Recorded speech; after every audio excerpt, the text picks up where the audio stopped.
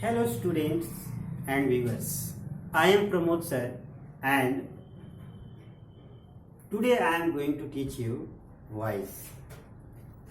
And this is our third lecture of voice, and in this lecture we will study voice of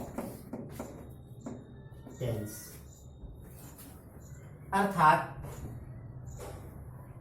भिन्न भिन्न tense का active passive क्या होता है, उससे हम कैसे चेंज करते हैं, उन तमाम पहलुओं को आज की कक्षा में हम पढ़ेंगे।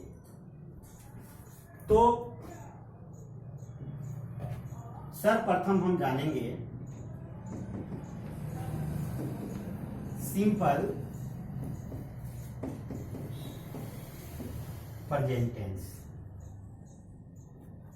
ठीक है, सिंपल प्रेजेंट टेंस का एक्टिव वॉइस क्या होता है और उसको हम पैसिव में कैसे चेंज करते हैं। तो सिंपल प्रेजेंट टेंस का स्ट्रक्चर जो होता है, subject plus V1 / V5 plus object plus complement.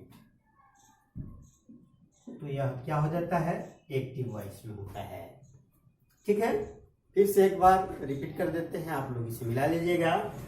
Subject plus V1 / V5 plus object plus complement, यह होता है आपका एक्टिव वॉइस में। अब इसे जब हमें पैसिव वॉइस में चेंज करना होगा तो इसे हम कैसे चेंज करेंगे।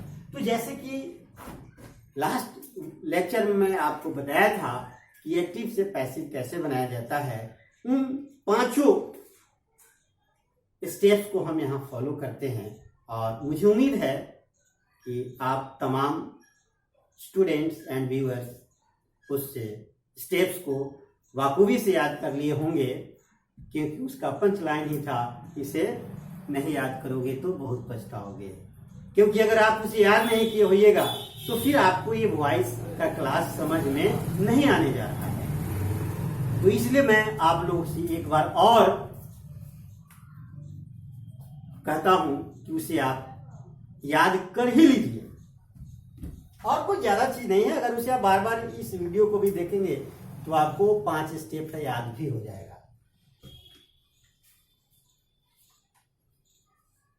तो पैसिव में हो जाता है सब्जेक्ट ब्रैकेट में ऑब्जेक्ट। ब्रैकेट में ऑब्जेक्ट क्यों लिखे हैं, क्योंकि आपको वहां बताया गया था कि एक्टिव का ऑब्जेक्ट पैसिव का सब्जेक्ट बन जाता है, इसलिए हम क्या लिख दिए, ब्रैकेट में ऑब्जेक्ट।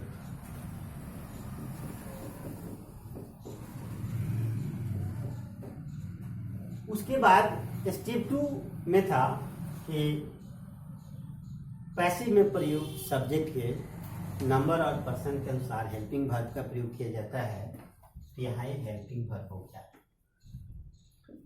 स्टेप 3 था मेन वर्ब को V3 में बदल दिया जाता है। ठीक है, और स्टेप 4 था कि एक्टिव के सब्जेक्ट को पैसिव का ऑब्जेक्ट बनाया जाता है, इसलिए यहाँ ऑब्जेक्ट और ब्रैकेट में हम सब्जेक्ट लिखे हैं। ठीक है, उसके बाद प्लस ये था कि एक्टिव के कॉम्प्लीमेंट को पैसिव में ज्यों का त्यों उतार दिया जाता है। यहाँ हम कॉम्प्लीमेंट लिख दिए और डैश देकर पैसिव वॉइस लिख दिए। ठीक है, कोई दिक्कत नहीं होगी। बाकी ये सभी चीज का आपको यूज पता है, यहाँ कोई ज्यादा हार्ड चीज तो है नहीं। तो चलिए अब इसे हम उदाहरण के माध्यम से समझते हैं। ठीक है,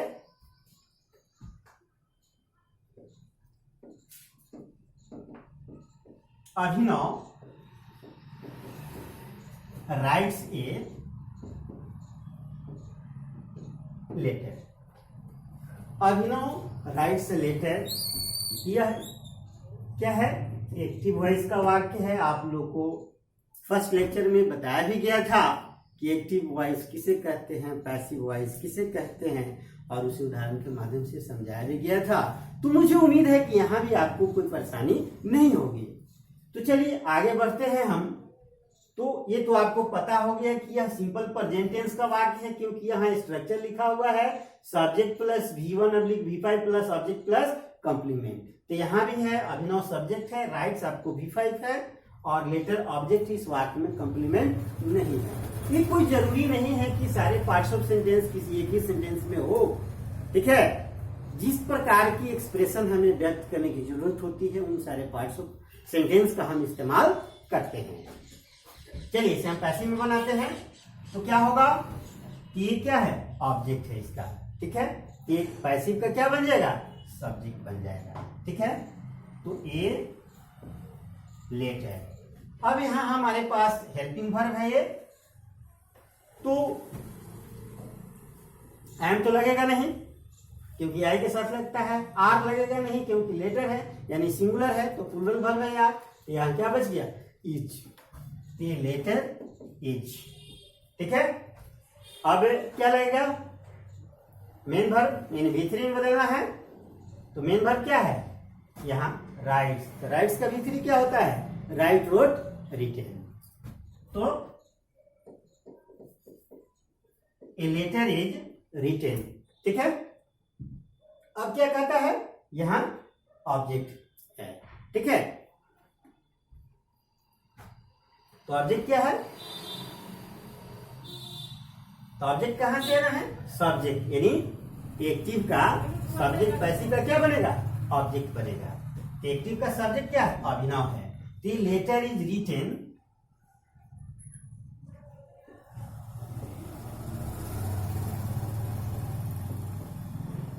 अभिनव, ठीक है। और एक चीज इसमें और बतलाए थे कि आवश्यकतानुसार उसके पहले हम बाई का प्रयोग करते हैं, जिसे हम बाई प्लस एजेंट के नाम से जानते हैं। तो क्या होगा, a letter is written by Abhinav, full stop, और ये डैश देके क्या लिख देंगे, पैसिव वॉइस। कोई कंफ्यूजन नहीं होगा, ठीक है। मुझे उम्मीद है कि आप तमाम स्टूडेंट्स और व्यूअर्स को ये बात समझ में आ गई होगी, और इसके आगे हम और जानते हैं। यहाँ हम दूसरे उदाहरण के माध्यम से समझने की कोशिश करते हैं। पहला उदाहरण तो हम समझ चुके, दूसरा उदाहरण है सी ड्रॉज ए पिक्चर एवरी डे, ठीक है। तो यहाँ पे सी सब्जेक्ट हो गया, ड्रॉज क्या हो गया, वर्ब हो गया, पिक्चर क्या हो गया, ऑब्जेक्ट हो गया, और यहाँ एवरीडे क्या हो गया, कॉम्प्लीमेंट हो गया, ठीक है। और यह वाक्य एक्टिव वॉइस का होता है, ठीक है। इसे हम पैसिव में चेंज करते हैं। ए पिक्चर इज ड्रॉन बाय कौन सी, हर,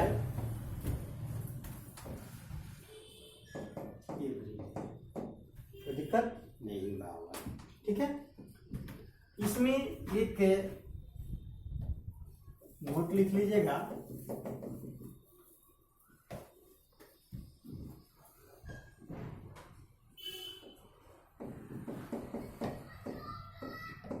ध्यान रहे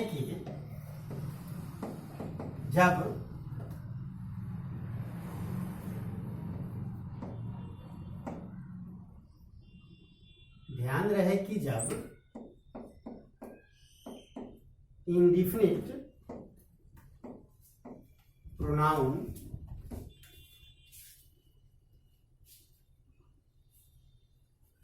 जैसे इंडेफिनिट प्रोनाउन जैसे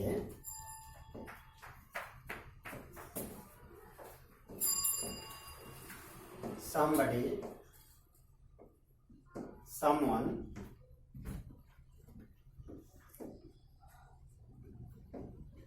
something,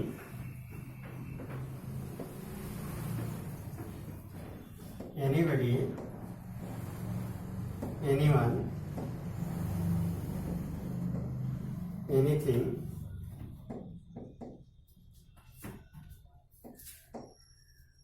nobody, no one, nothing,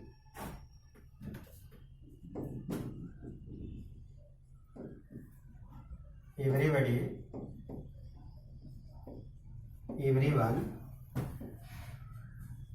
everything इत्यादि का प्रयोग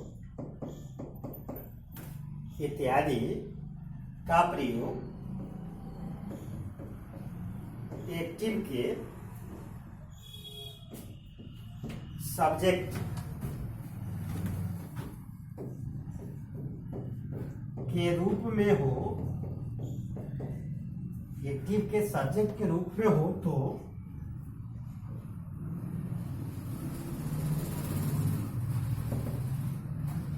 पैसिव में बाई प्लस एजेंट का प्रयोग नहीं किया जाता है। इस बात को खासा ख्याल रखना है। जैसे देखते हैं उदाहरण के माध्यम से।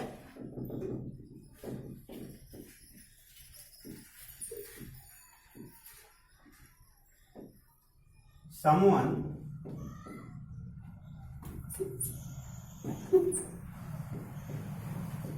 knocks the door every night। ये एक हमारा क्वेश्चन है और आपको यह एक्टिव का है और इसे आपको पैसिव में चेंज करना है। तो क्या बनाएंगे?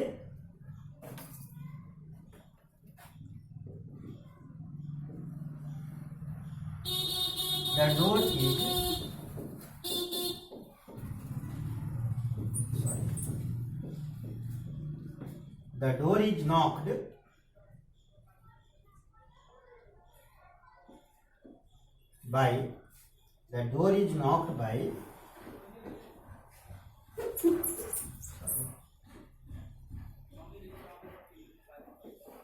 someone every night। क्या यह सही है? ये भी The door is knocked by someone every night नहीं सही है, इसलिए हम इसे इनकरेक्ट कर देंगे। क्यों नहीं सही है? क्योंकि अभी आपको यहाँ बताया गया है कि क्या होगा जब इंडेफिनिट प्रोनाउन एक्टिव के सब्जेक्ट के रूप में होगा तो पैसिव वॉइस में बाई प्लस एजेंट का प्रयोग नहीं होगा। तो इसका हम पैसिव क्या बनाएंगे? The door is knocked, sorry, the door is knocked every night। हो गया? वैसे कि हम पैसिव वॉइस लिख देंगे और ये हमारा क्या हो गया? सही हो गया। कि मैं सही और गलत भी क्यों बतलाया हूं आपको? इसलिए बताया हूं क्योंकि आपके एग्जामिनेशन में करेक्शन ऑफ सेंटेंस आता है जिसमें आपको करेक्ट ऑप्शंस चुनने होते हैं। तो उस प्रकार के वाक्य में आपकी रिस्पॉन्सिबिलिटी ज्यादा बढ़ जाती है कि किसी भी सेंटेंस को बारीकी से पढ़े तब अपना आप उत्तर दे। बहुत सारे बच्चे क्या होते हैं कि सेंटेंस एक दो वर्ड पढ़ते हैं शुरू से और उसे अपना आंसर टिक लगा देते हैं OMR शीट पे, इसलिए कभी कभी वो गलत भी हो जाता है। तो कभी भी ऑब्जेक्टिव क्वेश्चंस को सोल्व करने में हड़बड़ाइए नहीं तो क्या होगा? गड़बड़ा जाएगा। इसलिए आपको बारीकी से अध्ययन करने के पश्चात ही अपने फाइनल निष्कर्ष पे पहुंचना है। ठीक है? तो इस प्रकार से हम जानते हैं। इसे आप कर दीजिए नोट नंबर 1 क्योंकि इसमें एक और नोट होगा। तो अब हम जानते हैं नोट नंबर 2 को। नोट नंबर 2 यहाँ हम उस नोट की बात कर रहे हैं जिसमें बाई प्लस एजेंट का प्रयोग नहीं होता है।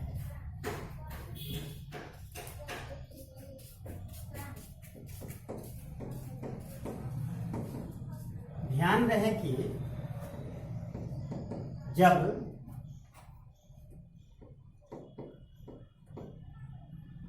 वाक्य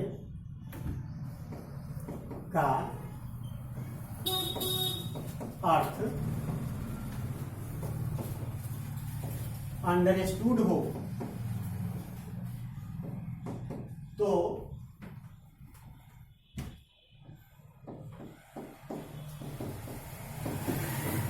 उस स्थिति में भी बाई प्लस एजेंट का प्रयोग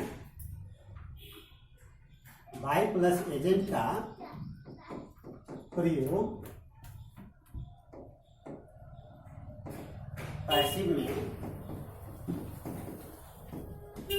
नहीं किया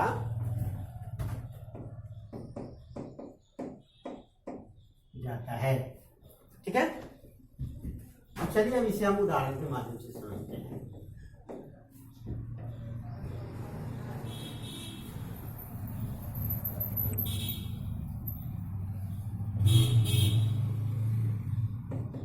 People speak English.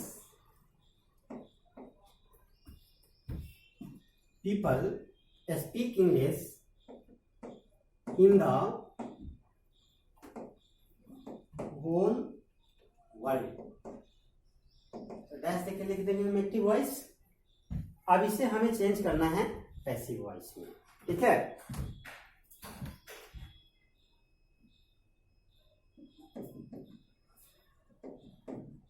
English is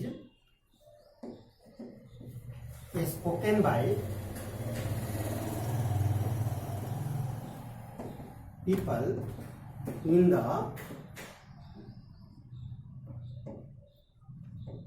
whole world। तो ये पैसिव में हो गया, क्या है सही है? नहीं, ये क्या है? गलत है। क्यों? क्योंकि इस वाक्य का सेंस अंडरस्टूड है, इसलिए हमने बाय पीपल लिखने की कोई जरूरत नहीं है। तो इसका सही क्या होगा? English is spoken in the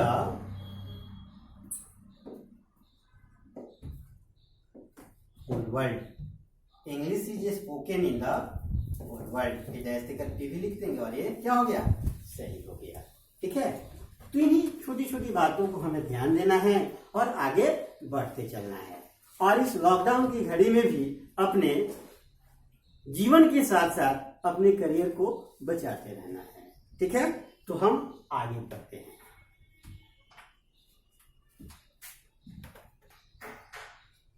तो अब हम यहां पढ़ेंगे प्रेजेंट कंटिन्यूअस टेंस का वाक्य अगर एक्टिव वॉइस में दिया हो तो उसे हम पैसिव में कैसे चेंज करेंगे। ठीक है, तो सर्वप्रथम हम जानते हैं कि प्रेजेंट कंटिन्यूअस टेंस का जो वाक्य होता है वह एक्टिव में किस प्रकार से होता है। तो subject plus is oblique are oblique am plus before plus object plus complement. ठीक है, डैश देकर हमें लिखना है एक्टिव वॉइस, क्योंकि एक्टिव वॉइस में इसका स्ट्रक्चर यही होता है। अब पैसिव में क्या होता है? सब्जेक्ट ब्रैकेट में object plus is oblique are oblique am plus being plus V3 plus object bracket में सब्जेक्ट प्लस कॉम्प्लीमेंट डैश देकर passive voice.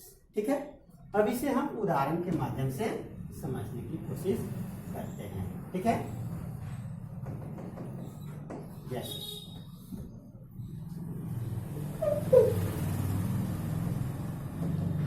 She is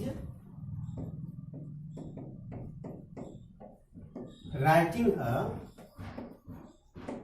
letter. ठीक है, डैश देकर एक्टिव वॉइस। इसका हम पैसिव बनाएंगे। A letter is being written by her. A letter is being written by her, ये क्या हो गया? Passive voice. एक और उदाहरण समझते हैं। They are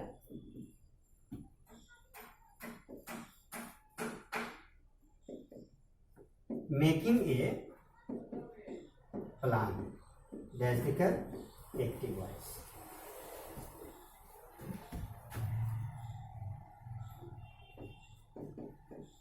A plan is being made by them, dash देकर पैसिव वॉइस। ठीक है, उम्मीद है कि आप लोगों को समझ में आ गया होगा। अब हम आगे बढ़ते हैं।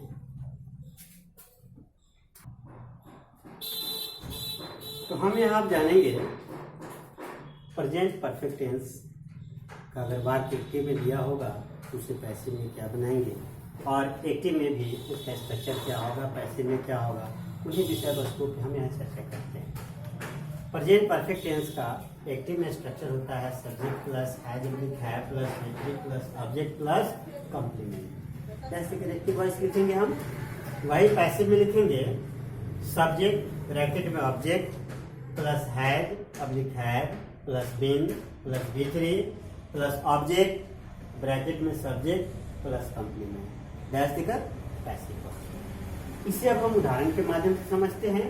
Rohit has written a letter, ये एक्टिव का वाक्य हो गया। अब इसे हमें पैसिव में कैसे बनाना है। A letter has been written by Rohit, passive में हो गया। दूसरा उदाहरण, we have done the work, active में, इसे पैसिव में कैसे बनाएंगे। The work has been done by us. ये रहा हमारा प्रेजेंट परफेक्ट टेंस का एक्टिव पैसिव। अब आगे हम जानते हैं, अब हम जानेंगे सिंपल पास्ट टेंस का एक्टिव का वाक्य होगा तो उसे पैसिव में हम कैसे चेंज करेंगे। ठीक है, और एक्टिव और पैसिव में इसका स्ट्रक्चर क्या होता है। तो subject plus V2 plus object plus complement, यह इसका एक्टिव वॉइस में स्ट्रक्चर होता है। और पैसिव में यही बन जाता है सब्जेक्ट ब्रैकेट में object plus were plus V3 plus object bracket में सब्जेक्ट प्लस कंप्लीमेंट, डैश देकर जैसे उदाहरण के माध्यम से समझते हैं।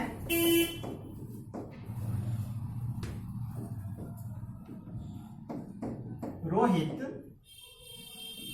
Road a letter, Rohit wrote a letter, यह हमारा वाक्य हो गया एक्टिव वॉइस का। अब इसे हम पैसिव में चेंज करेंगे। A letter was written by Rohit, a letter was written by Rohit, ये हमारा हो गया पैसिव में। एक और उदाहरण समझते हैं। She ड्रीव A picture, active voice का है, इसे हमें पैसिव में चेंज करना है तो क्या बनाएंगे। A picture was drawn by her, a picture was drawn by her, ये पैसिव में हो गया। अब हम आगे जानते हैं, अब हम जानते हैं past continuous tense.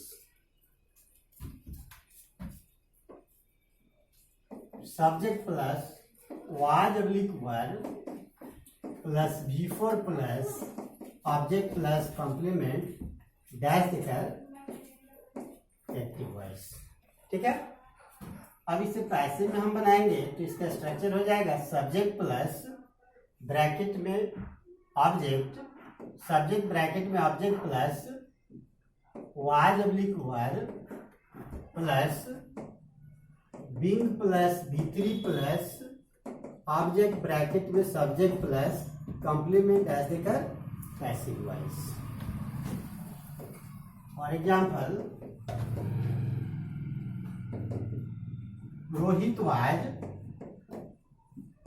Writing a letter. Rohit was writing a letter. ठीक है,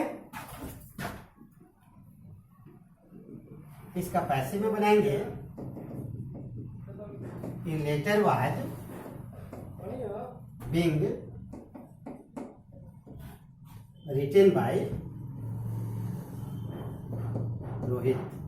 इसे हम डैश देके लिख देंगे पैसिव वॉइस। एक और उदाहरण समझते हैं हम।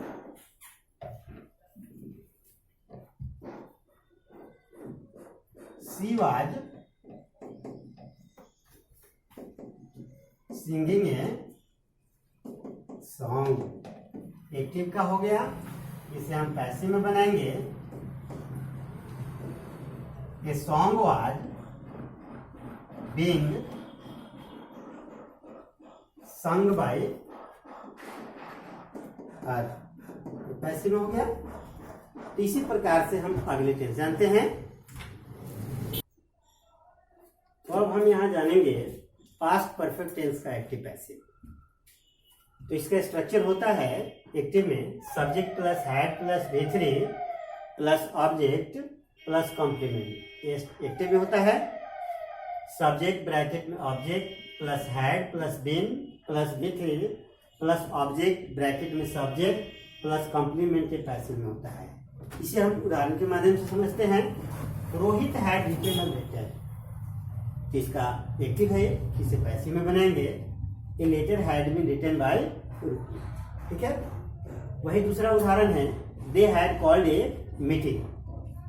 तो इसको हम पैसिव में बनाएंगे। A meeting had been called by them. ठीक है, ये रहा हमारा पास्ट परफेक्ट टेंस का एक्टिव पैसिव। आगे हम जानते हैं। अब हम यहाँ जानेंगे सिंपल फ्यूचर टेंस का एक्टिव पैसिव। तो इसका एक्टिव स्ट्रक्चर होता है subject plus shall oblique will plus V1 plus object plus complement. ठीक है, पैसिव में इसका होता है सब्जेक्ट ब्रैकेट में object plus shall oblique will plus B plus V3 plus object bracket में सब्जेक्ट प्लस कॉम्प्लीमेंट। इसे अब हम उदाहरण के माध्यम से समझते हैं। जैसे उदाहरण के रूप में है सिविल राइट लेटर। यह एक्टिव का वाक्य है और इसे अब हमें पैसिव में चेंज करना होगा। तो इसको हम पैसिव में बनाएंगे। A letter will be written by her. दूसरा उदाहरण है हमारा वी शैल सपोर्ट यू। इसे हम पैसिव में बनाएंगे। You will be supported by us. ये हमारा रहा सिंपल फ्यूचर टेंस। आगे हम पढ़ते हैं फ्यूचर परफेक्ट टेंस। इसका एक्टिव का स्ट्रक्चर होता है subject plus shall oblique will plus have plus V3 plus object plus complement. Passive में उसे हम बनाते हैं सब्जेक्ट ब्रैकेट में object plus shall oblique will plus have plus been plus V3 plus object bracket में subject plus complement. इसी उदाहरण के माध्यम से समझते हैं। Rohit will have written a letter. ये एक्टिव का वाक्य है, इसे हम पैसिव में चेंज करेंगे। A letter will have been written by Rohit. ठीक है, दूसरे उदाहरण से समझते हैं। We shall have called a meeting. इसका पैसिव में बनाएंगे। A meeting will have been called by us. तो यहाँ हमारा वॉइस ऑफ टेंस समाप्त होता है। हम अगले लेक्चर में वॉइस के बाकी जो पहलू है उसको हम स्टेप बाय स्टेप इसी तरह चर्चा करेंगे। और चैंपियन इंग्लिश एकेडमी आप तमाम स्टूडेंट्स और व्यूअर्स को एक बार धन्यवाद करती है। और आगे आपके समग्र सिलेबस है उसको इसी तरह से इस लॉकडाउन के घड़ी में भी समाप्त किया जाएगा। लॉकडाउन इसीलिए कहा गया है lockdown is not for study.